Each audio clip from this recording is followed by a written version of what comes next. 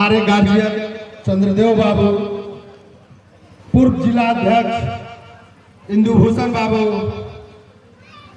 बिहार प्रदेश से आए हुए प्रोफेसर संजय गौतम जी, जो चुनाव के प्रमंडल के संयोजक भी है, वर्तमान में हमारे बड़े भाई जनसुराज के जिला अध्यक्ष अमर पटेल जी, विनोद बाबू, वकील साहब, सर्वेश्वर भाई, सुनील भैया, महंत जी, सर्वेश भाई एवं तमाम मंच पे विराजमान हमारे गार्जियन लोग,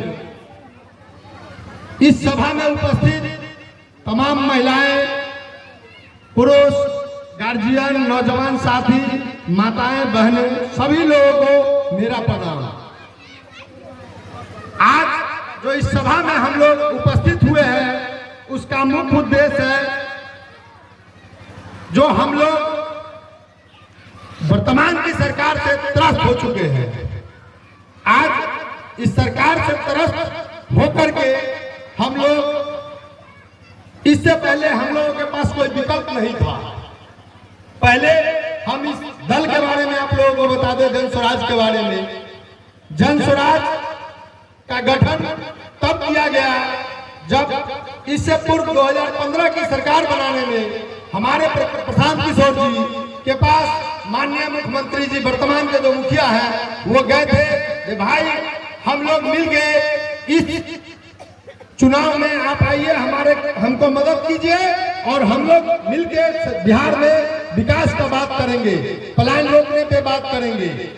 जब प्रशांत किशोर जी ने मुख्यमंत्री बनवाने का काम किया नीतीश कुमार जी को, जब सरकार बन गई तो प्रशांत किशोर जी को ऑफर मिला, जब भाई आप उस समय प्रशांत किशोर जी माननीय मुख्यमंत्री जी के आवास पे एक अन्य मार्ग पे ही रहते थे। यह ऑफर मिला कि भाई आपको जो मंत्रालय चाहिए आप ले लीजिए और आप भी इस सत्ता की मलाई में शामिल हो जाइए।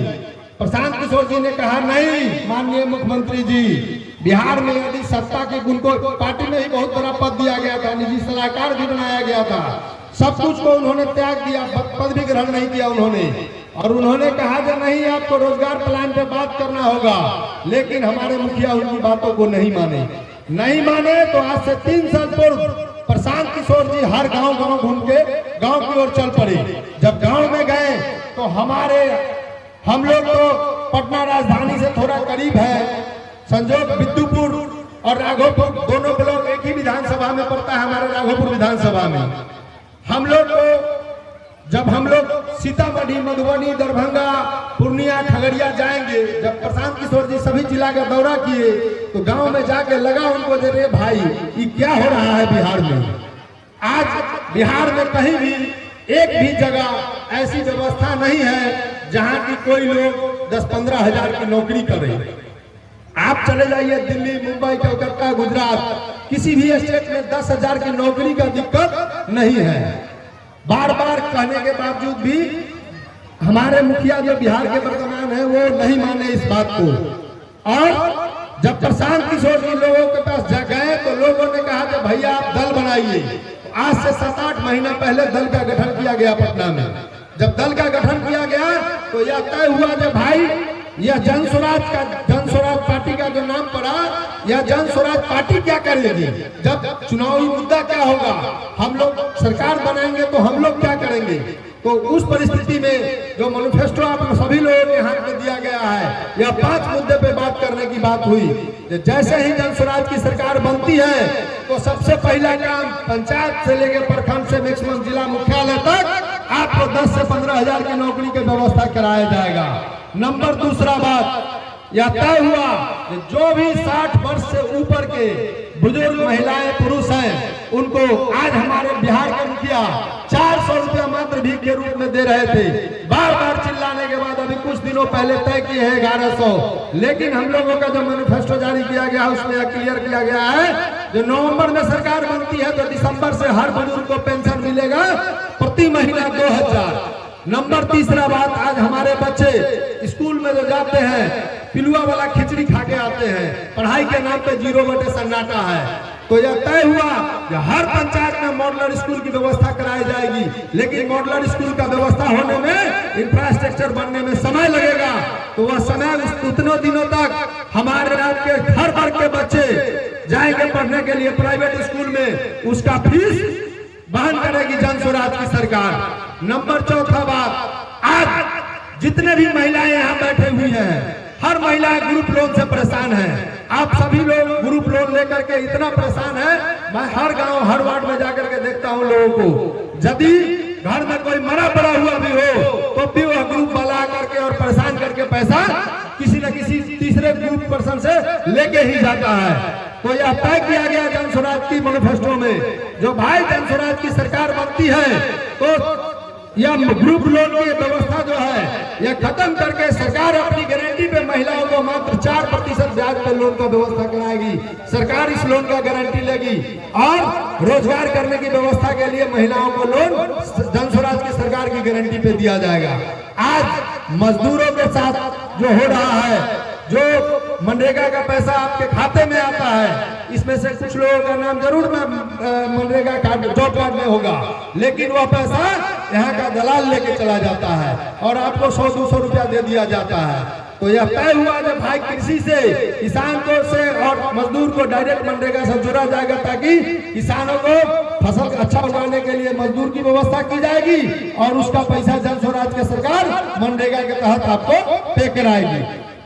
आज जो स्थिति बना हुआ है बिहार में, बार बार माननीय मुख्यमंत्री जी कह रहे हैं शराबबंदी शराबबंदी शराबबंदी शराबबंदी। आप लोग ईमानदारी से हाथ उठा के बताइए, जहां खोजिए वहां शराब मिलता है कि नहीं मिलता है?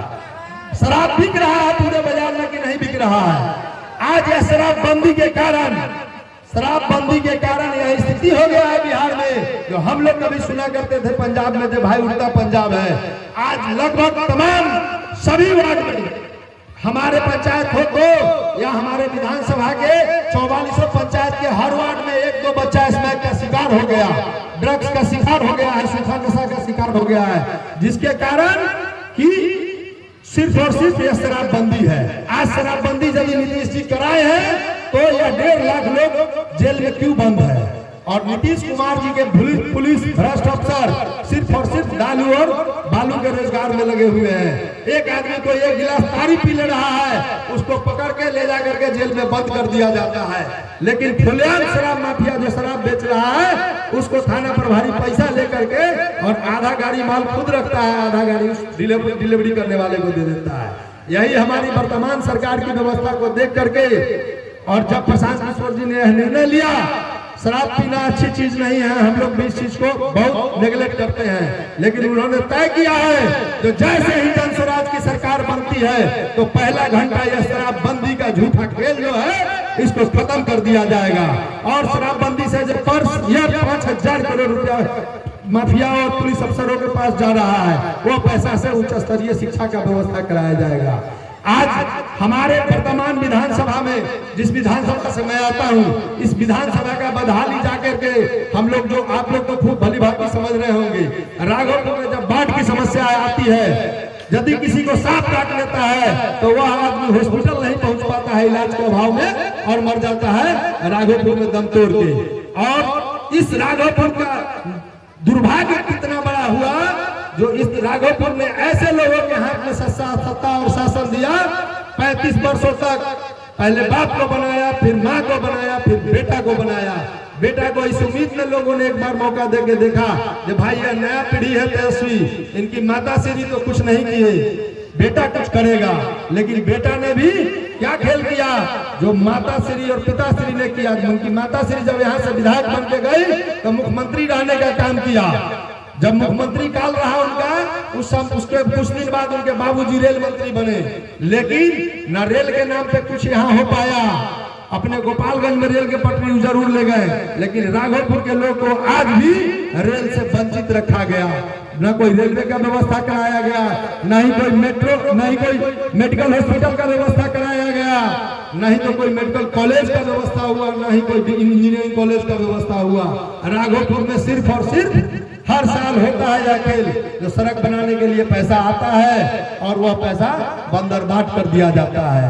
राघोपुर के लोग आज भी कितनी बदहाली में जी रहे हैं उसका भगवान मालिक है। जब चुनाव आएगा तो माननीय तेजस्वी जी आएंगे और जातीय प्रोपगंडा फैला करके चुनाव यहाँ से जीत के चले जाते हैं और हम लोग उनके झांसे में आ जाते हैं। लेकिन इस बार हम लोगों को यह तय करना है जो हम लोग इस बार अपने बच्चों के भविष्य के लिए स्कूल का बैग छाप जो मिला है, प्रशांत किशोर जी हर जगह से बोल रहे हैं कि लालू नीतीश ने बिहार के बच्चों को, बिहार के लोगों को, मजदूरों को पिट्ठी पर बोरा बांधने का काम किया है। जन स्वराज की सरकार आएगी, हमारा सरकार बनेगा तो हम अपने बच्चों को पिट्ठी पर स्कूल का बस्ता बांधने का काम करेंगे और जब स्कूल का बस्ता बंधेगा तो हमारा बच्चा का अच्छा पढ़ाई होगा।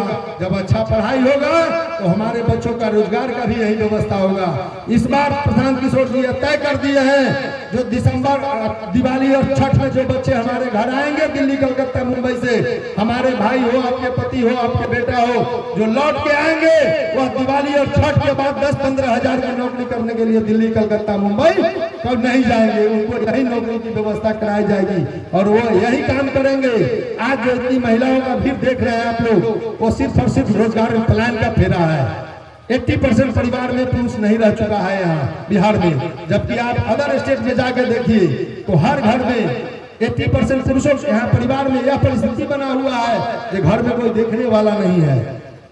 वो सिर्फ और सिर्फ परिवार को चलाने के लिए लोगों को बाहर जाना पड़ रहा है। इसीलिए इस बार प्रशांत किशोर जी जब हम लोगों के लिए 3 साल पैदल चले हैं, वह आदमी सारा सुख सुविधा छोड़ करके यदि हम लोगों के परिवार और बच्चों के लिए इतना सोच के चला है तो हम लोगों का भी दायित्व बनता है इस बार जो हम लोग भी जन स्वराज का हाथ को मजबूत करें, प्रशांत किशोर जी के हाथ को मजबूत करें और जन स्वराज की सरकार बिहार में बनाए, राघोपुर में जन स्वराज का क्षेत्रीय विधायक बनाए ताकि हम लोगों का विकास का बात यहाँ हो सके। बिहार में रोजगार प्लान का चर्चा हो सके और रोजगार प्लान हम लोग का व्यवस्था यहाँ करवा पाए।